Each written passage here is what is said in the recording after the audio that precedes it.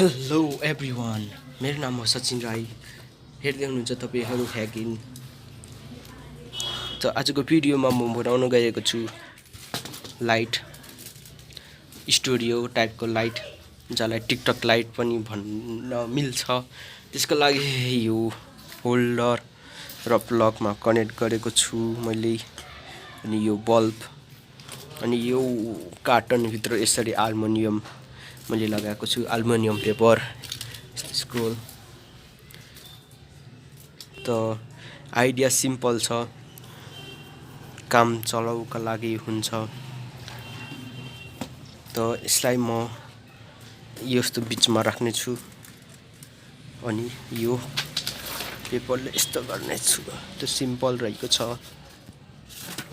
त आदि चाहिँ काम अगाडि गरिसकेको छु मैले यो लगाउने। तपाईहरु पनि घरमा बसेर बनाउन सक्नुहुनेछ। अनि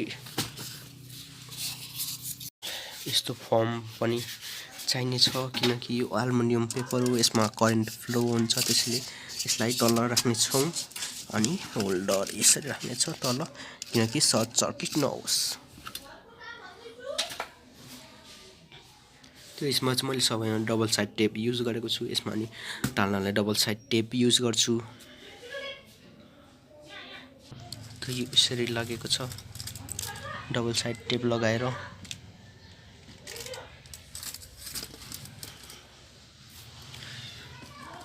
यसमा चाहिँ केही सर्किटहरु बनाउनु पर्दैन किनकि यो डाइरेक्ट लाइनबाट चल्ने छ। यो बल्ब हालेर यो 3 वाटको रहेको छ। धेरै चकिलो चाहियो भने तपाईहरु 3, 5, 10, 7 युनिट वाटको पनि हाल्न सक्नुहुन्छ। यो भन्दा बढी वाटको पनि हाल्न सक्नुहुनेछ।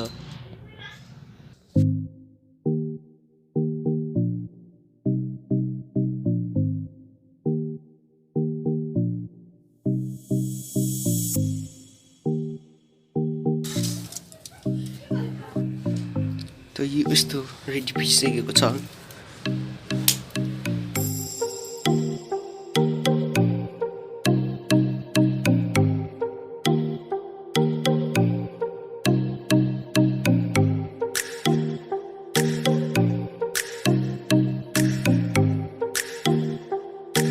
आजको यो छोटो भिडियो तपाईलाई कस्तो लाग्यो लाइक कमेन्ट गरिदिनु होला। भिडियो मन पर्यो भने लाइक शेयर र सब्स्क्राइब। भेट्नेछौँ हामी अर्को भिडियोमा। तबसम्मको लागि bye bye, have a great time.